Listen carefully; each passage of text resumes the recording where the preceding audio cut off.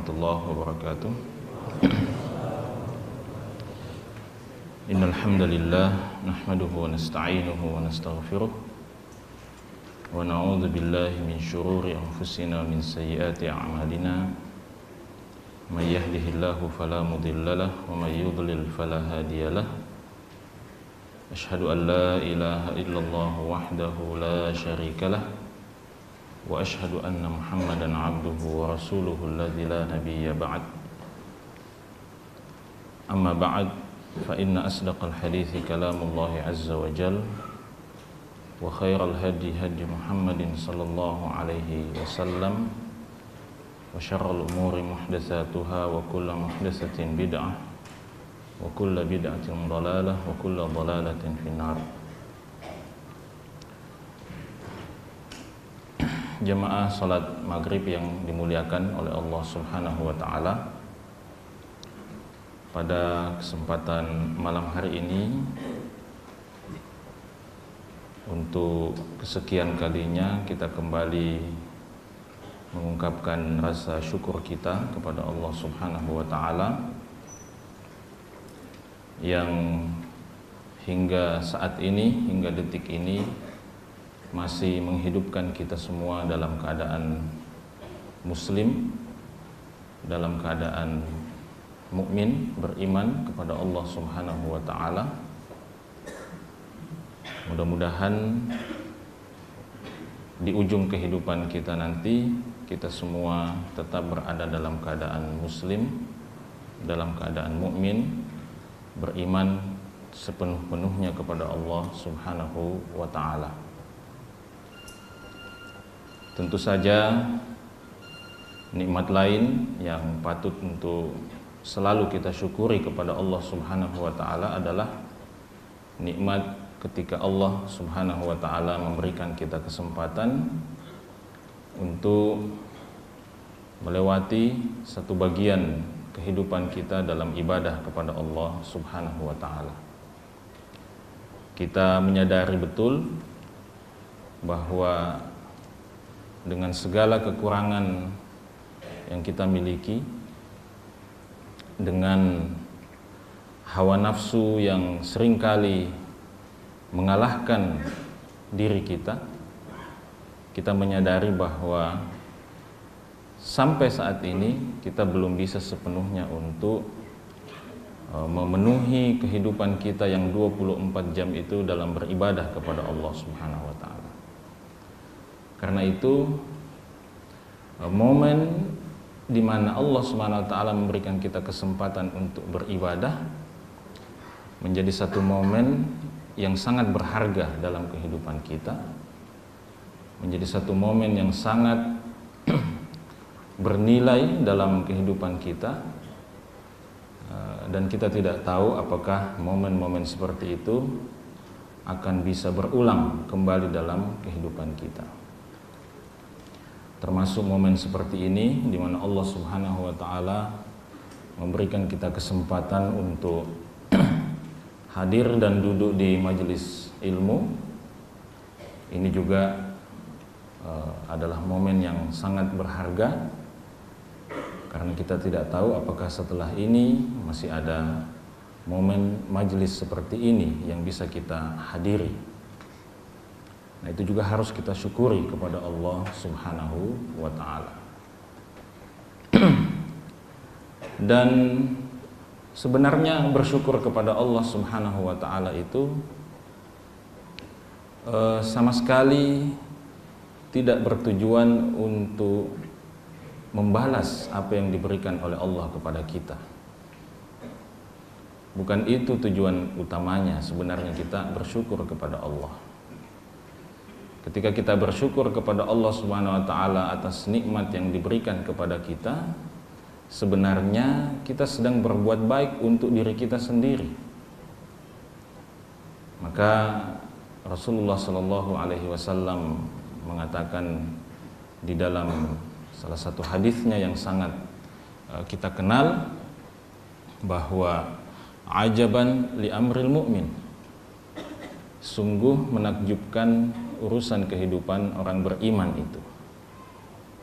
Artinya seluruh momen yang dilalui oleh orang beriman itu akan menjadi momen yang menakjubkan. Salah satunya kata Nabi SAW, salah satu penyebabnya adalah in asabathu sarra syakar. Kalau dia mendapatkan kesenangan, kebahagiaan, maka dia bersyukur kepada Allah Subhanahu wa taala, dan bersyukur itu wa kana khairal lahu, bersyukur itu akan menjadi kebaikan untuknya. Jadi ketika kita bersyukur kepada Allah Subhanahu wa taala, syukur kita kepada Allah Subhanahu wa taala itu tidak akan berpengaruh kepada kemahakuasaan Allah Subhanahu wa taala yang memang sudah maha besar. Karena itu di dalam hadis yang lain dijelaskan oleh Nabi SAW bahwa seandainya seluruh umat manusia itu memiliki hati yang tingkat ketakwaannya sama tingginya dan sama kualitasnya, dan semua manusia itu beribadah kepada Allah Subhanahu wa taala, tidak ada yang durhaka kepada Allah Subhanahu wa taala, maka itu tidak akan mempengaruhi atau menambah besar kekuasaan Allah Subhanahu wa taala yang memang sudah maha besar. Sebaliknya, meskipun seluruh manusia di muka bumi ini sepakat untuk durhaka kepada Allah Subhanahu wa taala, maka kedurhakaan mereka itu juga tidak akan mempengaruhi atau mengurangi kemahakuasaan Allah Subhanahu wa taala. Dicoba lihat ketika Nabi mengatakan sallallahu alaihi wasallam, jika dia mendapatkan sarra, sesuatu yang menggembirakan, sesuatu yang menyenangkan, dia kemudian bersyukur, dan syukur itu akan menjadi kebaikan untuknya. Jadi kalau kita bersyukur kepada Allah, kita dapat nikmat, kemudian kita bersyukur kepada Allah, syukur kita itu kemudian dibalas lagi oleh Allah Subhanahu wa taala. Ini bagaimana lagi membalasnya ini? Ya. Jadi kita dapat nikmat, kemudian kita bersyukur kepada Allah. Gara-gara kita bersyukur kepada Allah, Allah berikan kepada kita pahala lagi bersyukur. Nah, ini pahala yang bersyukur ini bagaimana balasnya? Bersyukur lagi, bersyukur dibalas lagi oleh Allah. Jadi nikmat Allah kepada kita ini tidak akan ada habisnya. Tidak akan ada habisnya. Karena setiap kita bersyukur, dibalas lagi oleh Allah. Kita balas lagi dengan bersyukur, dibalas lagi oleh Allah Subhanahu wa taala, dan begitulah seterusnya kehidupan kita akan berada dalam satu episode kebaikan yang terus berkelanjutan kalau kita menjalaninya dengan syukur. Dan yang kedua kata Nabi SAW, in asabathu darra sabar, kalau dia mendapatkan kesusahan maka dia bersabar, dan itu juga akan menjadi kebaikan untuknya. Maka jamaah yang dimuliakan oleh Allah Subhanahu wa taala, mudah-mudahan kita menjadi hamba yang selalu bersyukur kepada Allah Subhanahu wa taala. Lisan kita menjadi lisan yang selalu bersyukur kepada Allah Subhanahu wa taala. Hati kita juga menjadi hati yang selalu bersyukur kepada Allah Subhanahu wa taala, dan seluruh anggota tubuh kita menjadi anggota tubuh yang selalu bersyukur kepada Allah Subhanahu wa taala. Jemaah yang dimuliakan oleh Allah Subhanahu wa taala, insyaallah pada malam hari ini kita akan kembali melanjutkan kajian kajian kitab yang berjudul Ta'limul Muta'allim fi Tariqi At-Ta'allum. Jadi sebuah buku atau sebuah kitab yang mengajak kita untuk mengkaji dan mempelajari beberapa adab, ya, beberapa akhlak yang harus dimiliki oleh seorang penuntut ilmu. Sekedar mengingatkan kita semua kembali bahwa pada dasarnya setiap kita muslim, begitu kita menyatakan bahwa kita adalah muslim, begitu kita menyatakan bahwa saya adalah seorang yang tunduk kepada Allah Subhanahu wa taala dan Rasulnya, begitu kita menyatakan syahadat la ilaha illallah dan Muhammad Rasulullah, maka pada saat itu kita seharusnya juga secara otomatis menjadi seorang talibul ilm, menjadi seorang penuntut ilmu.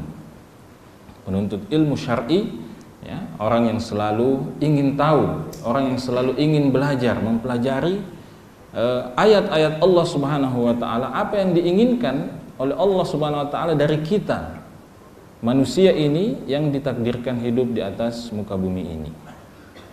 Maka Nabi SAW mengatakan, talabul ilmi fardhatun ala kulli muslim. Menuntut ilmu itu adalah sebuah fardhah, sebuah kewajiban atas setiap muslim.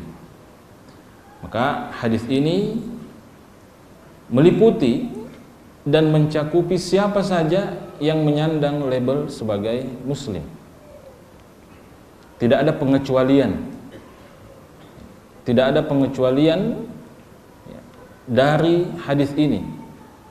Siapapun yang menyandang label muslim dengan profesi apapun, jenis kelamin apapun, dengan level atau tingkat kekayaan yang sebanyak atau sesedikit apapun, selama dia adalah seorang muslim, maka dia tercakup dan termasuk di dalam hadis ini, memiliki kewajiban untuk mempelajari agama ini, mempelajari agama Allah subhanahu wa ta'ala. Dan itu menjadi sangat masuk akal kalau kita mau merenungkan betapa singkatnya kehidupan kita di dunia ini. Ya, kita ingatkan kembali atau kita ulangi kembali bahwa kehidupan kita di dunia ini sangat pendek, ya, sangat singkat. Ya.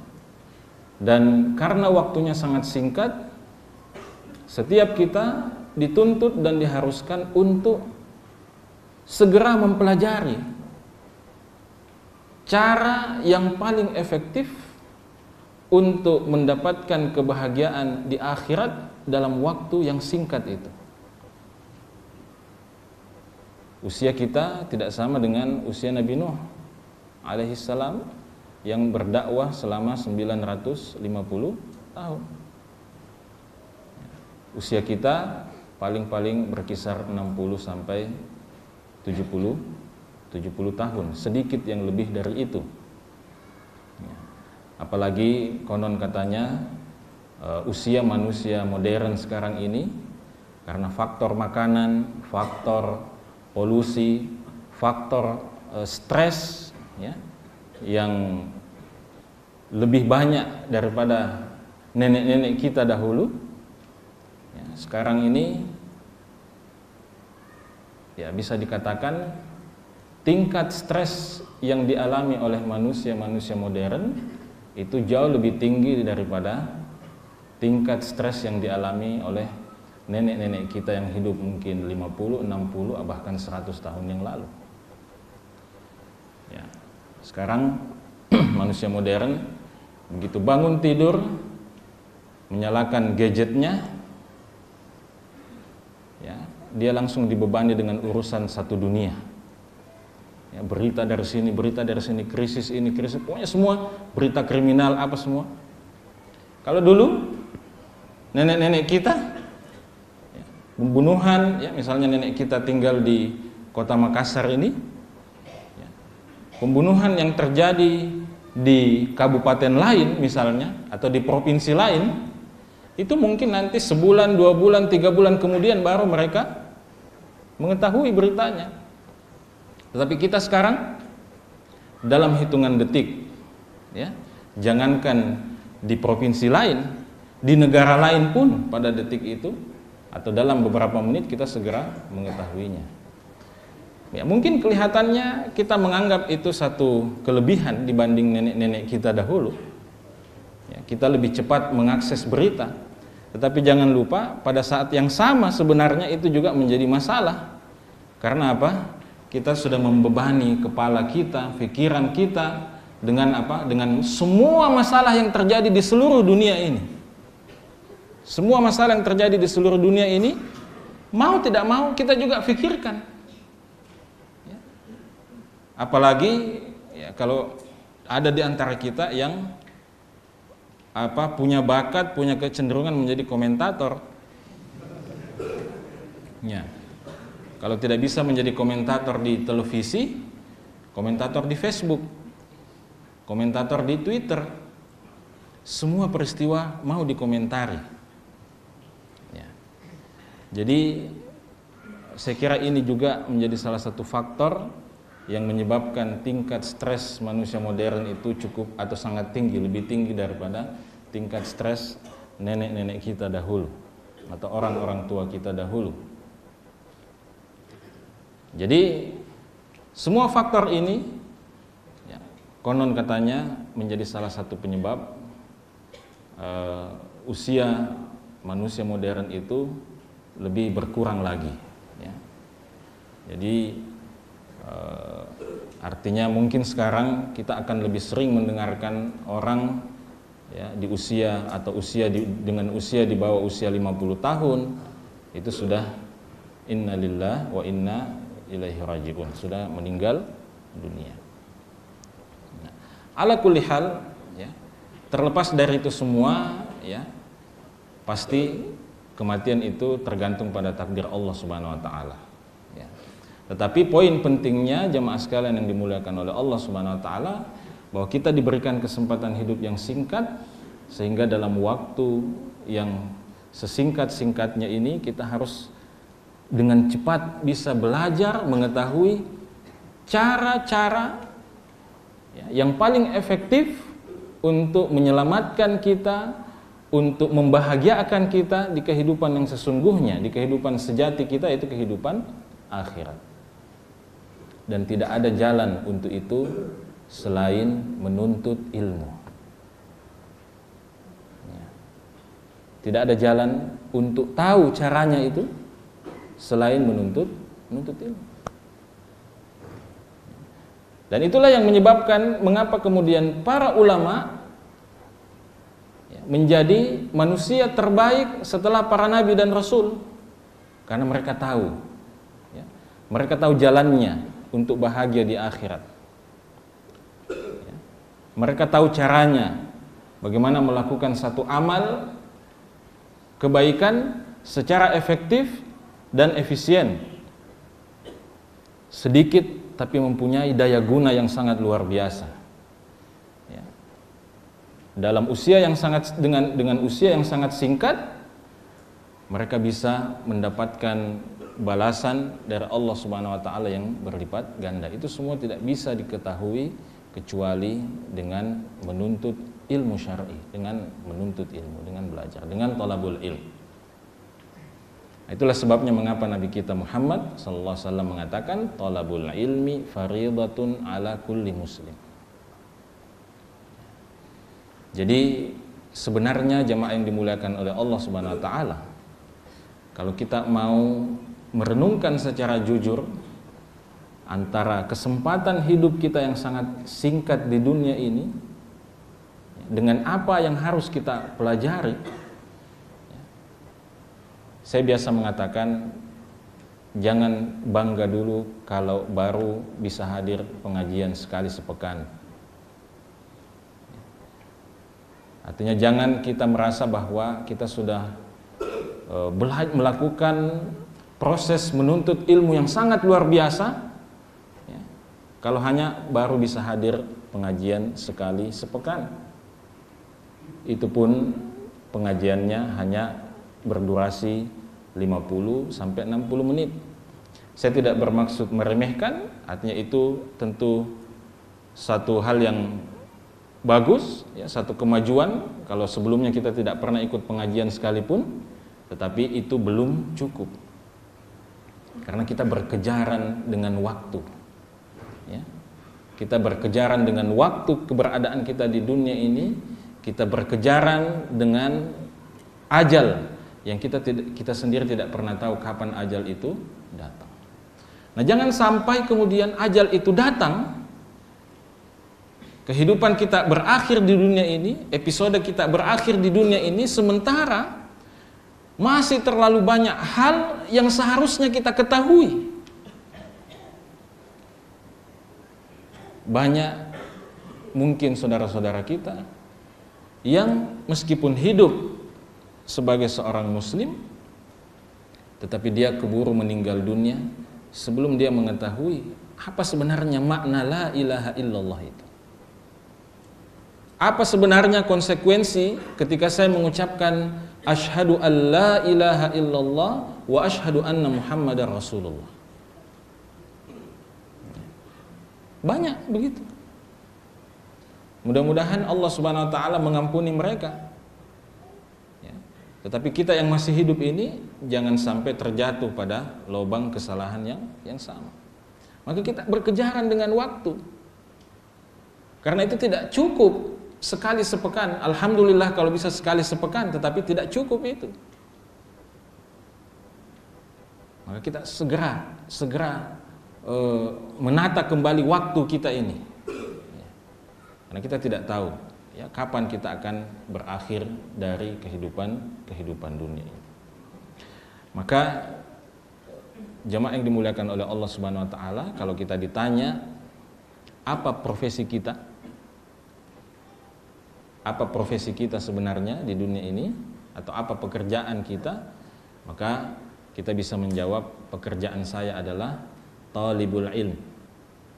Pekerjaan saya adalah penuntut ilmu syar'i sambil buka showroom mobil. Pekerjaan utama saya adalah penuntut ilmu syar'i sambil buka 10 los pakaian di pasar sentral misalnya. Jadi ini pekerjaan utama kita. Yang lain itu untuk menunjang pekerjaan utama ini. Pekerjaan utama saya adalah talibul ilm, penuntut ilmu syar'i. Ya sambil nyambi jadi dokter spesialis. Pekerjaan saya talibul ilm, penuntut ilmu syar'i, sambil nyambi jadi presiden. Ya harus begitu. Ya. Pekerjaan saya talibul ilm, penuntut ilmu syar'i, sambil nyambi jadi gubernur, sambil nyambi jadi wali kota. Ya, harus begitu. Karena apa? Talabul ilm faridatun ala kulli muslim. Menuntut ilmu itu wajib atas setiap muslim. Sementara profesi-profesi yang lain itu tidak wajib atas setiap muslim. Tapi menuntut ilmu itu adalah pekerjaan yang wajib atas setiap muslim.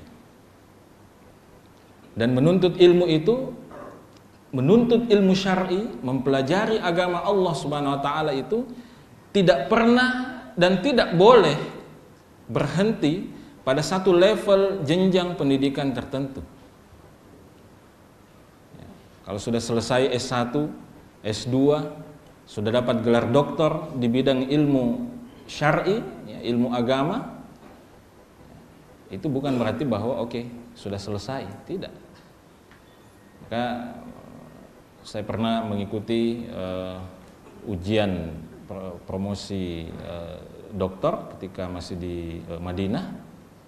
Saya ingat sekali pesan salah seorang syekh, ya, salah seorang dosen yang menguji pada waktu itu kepada peserta, ya, kalau istilah kerennya itu promovendus, ya, yang diuji untuk jadi dokter itu.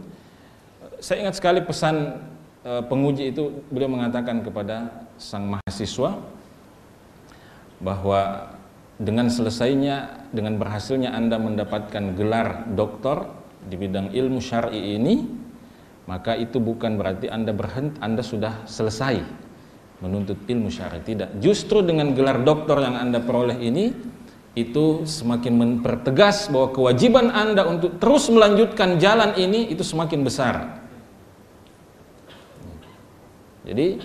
Jadi justru semakin tinggi level akademiknya, semakin besar kewajibannya untuk terus melanjutkan perjalanan sebagai seorang talibul ilm, sebagai penuntut ilmu syar'i. Karena itu kalau tidak salah Imam Ahmad Ibnu Hanbal rahimahullahu taala, ya, imam Ahlus Sunnah wal Jamaah, ya, seorang ulama hadis besar, yang ketika salah seorang ulama jarh wa ta'dil yang bernama Yahya ibnu Ma'in rahimahullah, jadi sekedar informasi, jarh wa ta'dil, mungkin sebagian kita sudah tahu, tapi yang belum tahu, sekedar informasi bahwa salah satu disiplin ilmu hadis itu ada namanya ilmu al-jarh wa ta'dil, ya. Ilmu yang tujuannya untuk menjelaskan kondisi dan keadaan seorang perawi, apakah bisa diterima atau tidak hadisnya, apakah bisa diterima atau harus ditolak periwayatannya. Nah, para ulama yang mempelajari ilmu jarh wa ta'dil ini juga ada level-levelnya, ya, ada tingkatan-tingkatannya, ya. Ada ulama yang dia termasuk kategori mutasyaddidun namanya. Mutasyaddidun itu artinya dia sangat keras begitu dalam memberikan kesimpulan, ya, atau dalam memberikan vonis terhadap seorang perawi. Ya. Nah, Yahya ibnu Ma'in ini termasuk yang keras, ya, mutasyaddidun. Tapi ketika dia ditanya tentang Imam Ahmad, apa pandangan Anda tentang Ahmad ibnu Hanbal? Dia mengatakan, wa mithluna yus'alu anil imami Ahmad, ya. Orang seperti saya ditanya tentang Imam Ahmad, dzaka imamul muslimin, dia itu adalah imamnya kaum muslimin. Jadi kalau ulama yang keras saja, artinya yang mutasyaddid saja dalam memberikan penilaian sudah memberikan pernyataan seperti itu, maka saya kira tidak ada yang meragukan keulamaan Imam Ahmad.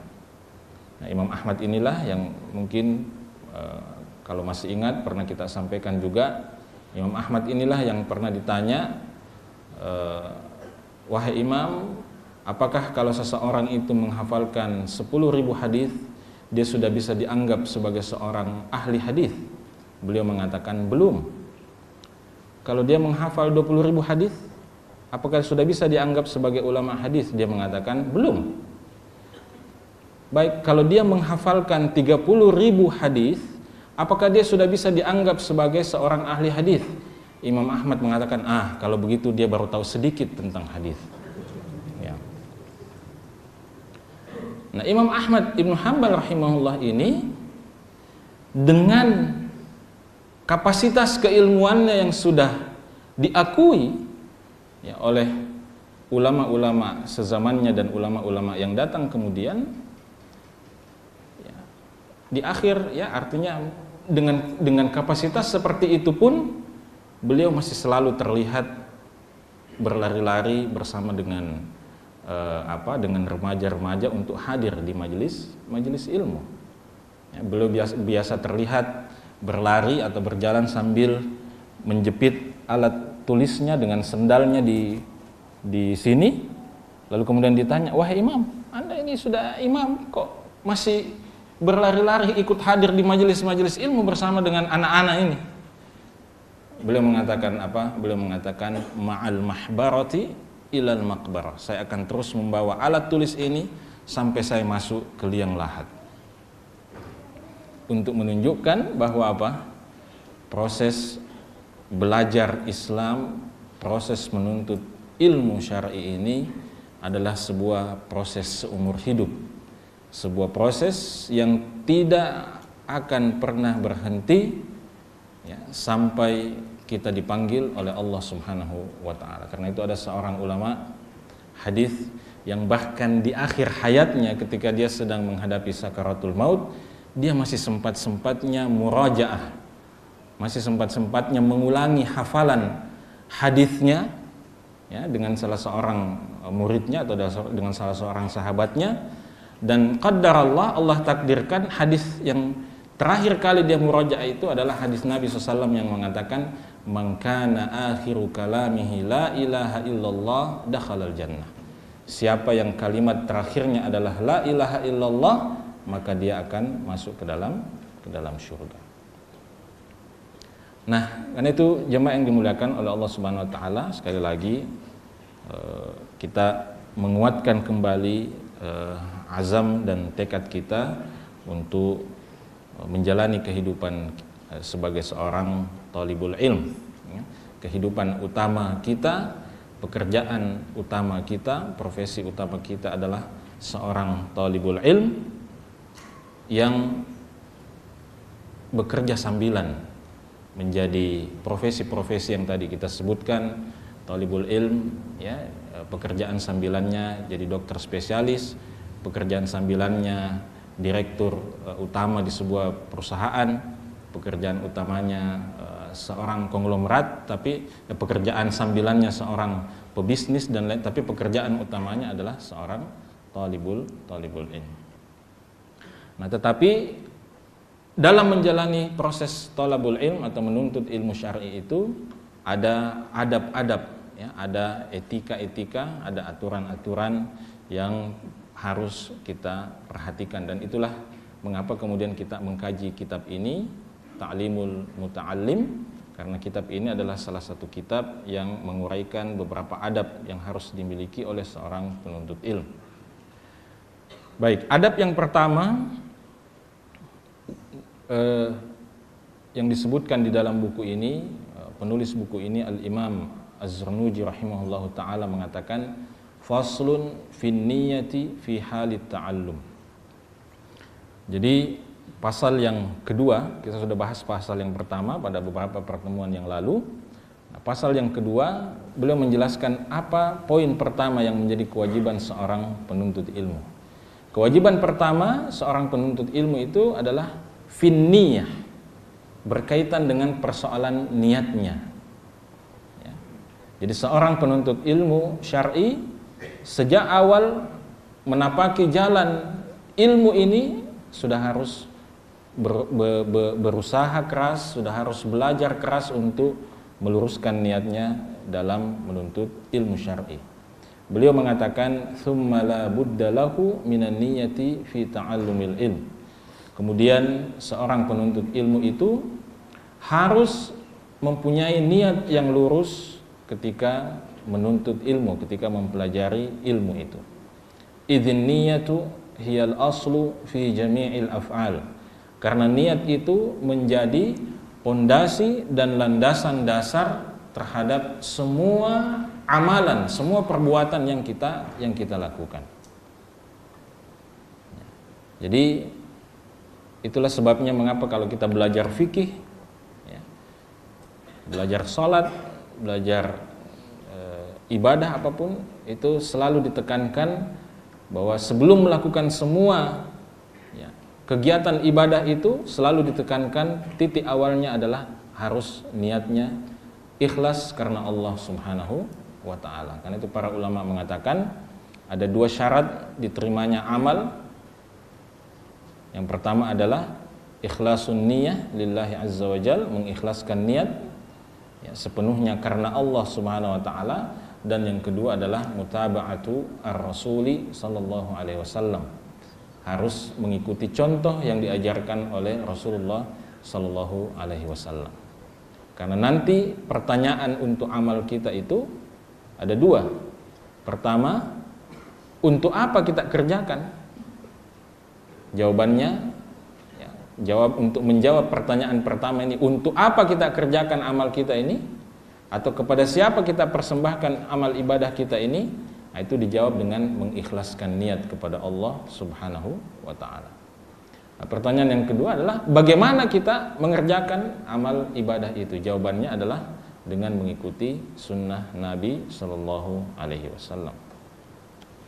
Karena itu salah satu hadis Nabi Sallallahu Alaihi Wasallam yang sangat masyhur, yang sangat populer ketika berbicara tentang niat itu adalah hadis yang diriwayatkan dari sahabat Umar Ibn Khattab radhiyallahu taala anhu yang mengatakan, sami'tu Rasulullah sallallahu alaihi wasallam yaqul, aku pernah mendengarkan Rasulullah sallallahu alaihi wasallam bersabda, innamal a'malu binniyat. Ya, bahwasanya amal-amal itu bergantung kepada niatnya. Ya, diterima tidaknya amal itu bergantung pada niatnya. Seberapa banyak balasan dari Allah Subhanahu wa taala atas amal itu bergantung kepada niatnya. Jadi innamal a'malu binniyat, ya. Hadis ini hadis yang sangat masyhur, ya, diriwayatkan oleh Bukhari dan Muslim, ya, bahkan sebagian ulama mengatakan bahwa sepatutnya bagi siapapun yang ingin menulis buku, sepatutnya meletakkan hadis ini sebagai bagian awal dari bukunya. Untuk apa? Untuk mengingatkan dia, sang penulis, dan untuk mengingatkan siapapun yang membaca buku itu tentang betapa pentingnya niat itu, betapa pentingnya untuk selalu menjaga dan meluruskan niat itu sepenuhnya karena Allah Subhanahu wa ta'ala.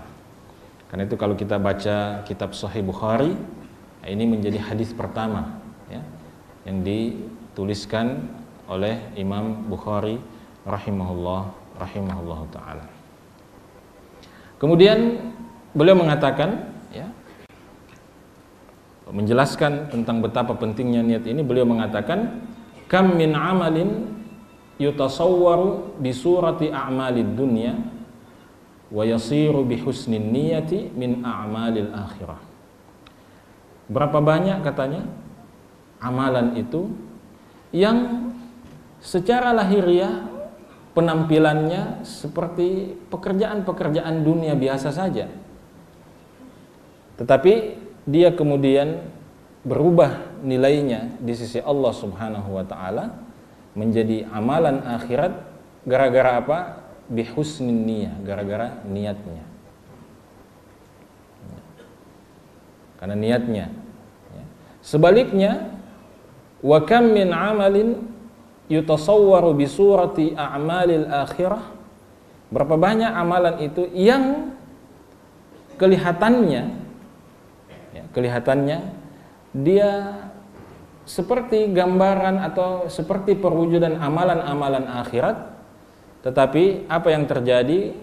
Thumma yasiru min a'malid dunya bisu'in niyah, gara-gara niatnya yang tidak betul, amalan itu kemudian menjadi amalan dunia yang biasa saja, yang tidak ada nilainya di sisi Allah Subhanahu wa ta'ala.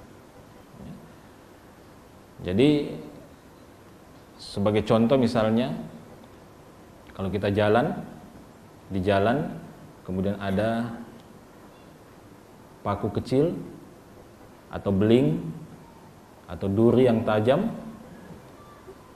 kita singkirkan dengan niat untuk menghindarkan orang lain dari musibah, dan kita lakukan karena Allah Subhanahu wa ta'ala, bukan karena supaya itu Masya Allah itu orang memang sosial sekali, tidak, tapi karena Allah Subhanahu wa ta'ala kita singkirkan, sederhana, tetapi nilainya besar di sisi Allah Subhanahu wa ta'ala.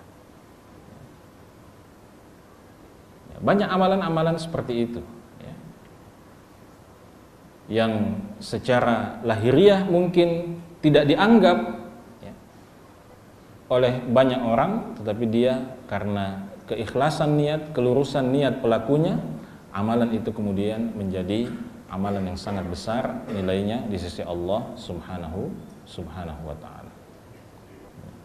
Sebaliknya, betapa banyak amalan-amalan yang secara lahiriah tampak sebagai ibadah kepada Allah, tapi karena niat yang tidak lurus, niat yang tidak benar, maka dia menjadi amalan yang tidak bernilai di sisi Allah Subhanahu wa ta'ala. Meskipun kita semua di sini sama-sama hadir di majelis ini, tetapi kedudukan kita di sisi Allah Subhanahu wa ta'ala itu bukan bergantung pada pakaian kita, bukan bergantung pada jauh dekatnya kita dengan posisi meja pemateri, meja penceramah, tetapi bergantung pada apa? Pada niat kita hadir di tempat ini. Begitu juga dengan orang yang sholat. Kita semua sama-sama sholat berbaris dalam saf-saf di masjid ini mengerjakan sholat. Yang satu mungkin dengan sholatnya itu derajatnya diangkat setinggi-tingginya oleh Allah Subhanahu wa ta'ala, sementara yang di sampingnya yang juga sama-sama sholat sedang diturunkan derajatnya oleh Allah Subhanahu wa ta'ala dengan serendah-rendahnya. Apa yang membedakan antara keduanya? Yang membedakan adalah niatnya. Bahkan mungkin boleh jadi ada dua orang yang sholat berdampingan, ya, yang satu masya Allah penampilannya, penampilannya ya, lengkap dengan kopiahnya, lengkap dengan jubahnya, lengkap ya. Bahkan juga mungkin mohon maaf mungkin jenggotnya lebih tebal, ya. Sementara yang satu ya penampilannya biasa-biasa saja, ya.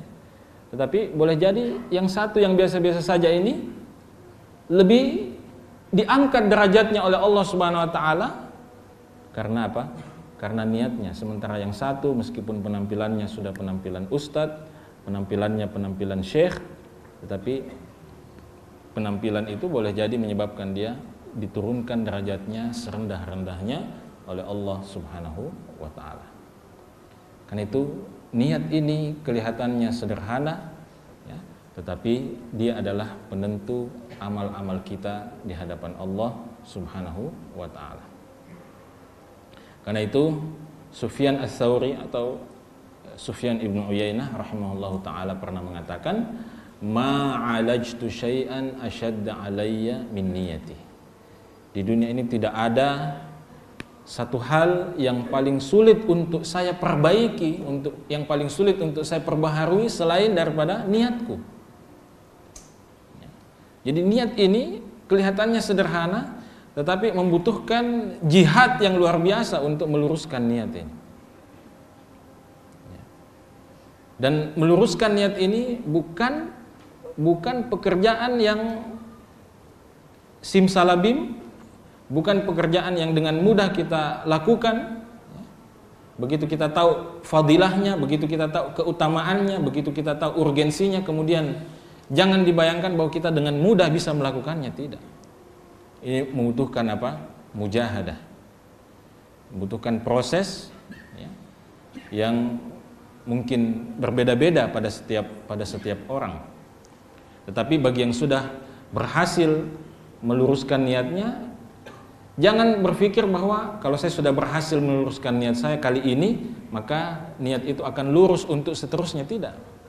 Karena niat itu tempatnya di hati, dan hati itu disebut qalbu, ya, karena dia yataqallabu, karena dia apa? Berbolak-balik. Mungkin tadi sholat maghrib luar biasa kita ikhlasnya kepada Allah Subhanahu wa taala, tapi setelah nanti sholat isya belum tentu kita punya derajat atau tingkat keikhlasan yang sama. Karena itu ini bukan persoalan yang mudah untuk dilakukan. Ya. Karena itu kalau kita baca statement dan pernyataan para ulama kita rahimahumullah, kita akan lihat bahwa semua ulama itu sepakat bahwa yang namanya meluruskan niat itu, memperbaiki niat itu adalah proses yang sesuatu yang membutuhkan proses, ya. Bukan sesuatu yang dengan serta-merta mudah diwujudkan. Karena itu jemaah yang dimuliakan oleh Allah Subhanahu wa taala, saya kira ini adalah PR utama kita. Sepulang dari majelis ini, maka PR utama kita adalah mulai berlatih, mulai belajar untuk meluruskan niat. Mulai berlatih dan belajar untuk mengerjakan semua karena Allah Subhanahu wa taala. Bukan hanya menuntut ilmu, tapi semua amal kebaikan yang kita lakukan karena Allah Subhanahu wa ta'ala. Dan itulah nanti kalau kita membahas lebih jauh tentang keikhlasan ini, nanti akan berkembang ke dalam banyak pembahasan. Nanti kita akan membahas tentang bagaimana para ulama kita rahimahumullah itu, ya, berusaha semaksimal mungkin untuk menyembunyikan amal-amal soleh mereka. Bahkan mereka menyembunyikan amal-amal soleh itu dari orang yang paling dekat dengan mereka. Ya, kita bisa bayangkan ada ulama yang berpuasa sunnah selama bertahun-tahun lamanya, tetapi istrinya tidak tahu bahwa dia selama itu berpuasa sunnah. Ya. bertahun-tahun lamanya dia berpuasa sunnah, tetapi istrinya sendiri, ya, siapa lagi yang lebih dekat dari istri? Istrinya sendiri tidak mengetahui kalau dia apa? Melakukan ibadah itu. Bagaimana dia berusaha menyembunyikan itu amalnya. Bahkan bukan hanya amal, ya, bahkan ada di antara ulama itu, ya, yang menyembunyikan musibah yang dia alami dan tidak mengeluhkannya kepada siapapun, termasuk kepada istrinya. Bayangkan musibahnya, ya, kalau kita ini dapat musibah, dapat ujian, seluruh dunia tahu, ya, karena apa?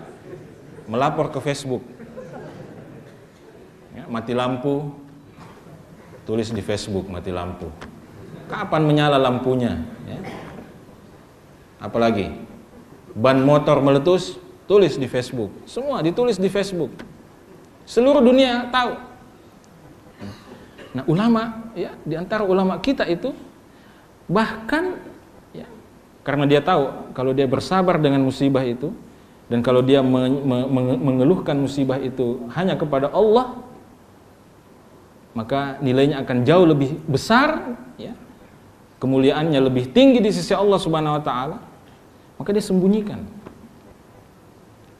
Saya pernah membaca, saya lupa namanya, tapi saya pernah membaca bahwa ada seorang ulama itu yang selama bertahun-tahun lamanya buta, tapi istrinya tidak tahu kalau matanya bermasalah. Nah, saya tidak tahu bagaimana teknisnya, ya, tetapi begitu yang diriwayatkan. Hanya mereka menyembunyikan sampai hal-hal yang seperti itu. Ya. Ya, karena memang ada hadis Nabi SAW yang diriwayatkan oleh Al-Imam Tirmidzi, ya, yang mengatakan bahwa siapa yang bersabar ketika kedua kekasihnya diambil, maksudnya kedua kekasihnya itu kedua matanya diambil oleh Allah Subhanahu wa taala, maka tidak ada balasan yang pantas untuknya selain surga Allah Subhanahu wa taala. Jadi artinya sampai seperti itu. Maka ada istilah di antara di kalangan para ulama kita itu namanya ada al-akhfiya. Orang-orang yang selalu berusaha menyembunyikan amal-amalnya. Jadi ada ulama itu misalnya yang ketika dia sedang mengaji di masjid, ya, ketika dia sedang mengaji di masjid kemudian dia terharu dan menangis, tiba-tiba datang temannya misalnya, ya, yang menghampiri dia sedang dalam kondisi begitu. Apa dia katakan? Dia langsung mengatakan, aduh, saya lagi flu berat ini. Dia tidak mau, dia tidak mau ketahuan bahwa dia sedang menangis karena membaca Al-Quran. Dia sembunyikan itu. Dia mau hanya Allah saja yang tahu itu. Ya. Dia mau hanya Allah saja yang tahu kebaikan yang dia lakukan itu, sehingga dia artinya berusaha menutupi. Ya. Jadi kalau kita bisa menyembunyikan kebaikan itu, maka berusahalah untuk menyembunyikannya. Biarlah hanya Allah Subhanahu wa taala yang mengetahui kebaikan-kebaikan yang kita lakukan. Kalaupun akhirnya kebaikan itu diketahui oleh orang banyak, biarlah kebaikan itu diketahui setelah kita meninggal dunia. Ya. Karena kalau kebaikan itu diketahui ketika kita masih hidup, jangan sampai itu menjadi fitnah, menjadi musibah untuk kita. Ya. Menyebabkan kita kehilangan keikhlasan, ya, kehilangan niat yang lurus dalam melakukan kebaikan itu. Ya, makanya para ulama itu kebaikan-kebaikan mereka nanti ketahuan setelah apa? Setelah mereka meninggal. Ya, dari mana kita mengetahui? Dari murid-muridnya atau murid dari murid-muridnya yang meriwayatkan itu di dalam buku-buku atau di dalam kitab-kitab sejarah para ulama. Saya kira itu untuk kesempatan malam hari ini. InsyaAllah kita akan lanjutkan kembali pembahasan kitab ini pada pertemuan yang akan datang. Mudah-mudahan ada manfaatnya. Subhanakallahumma bihamdik, asyhadu an la ilaha illa anta astaghfiruka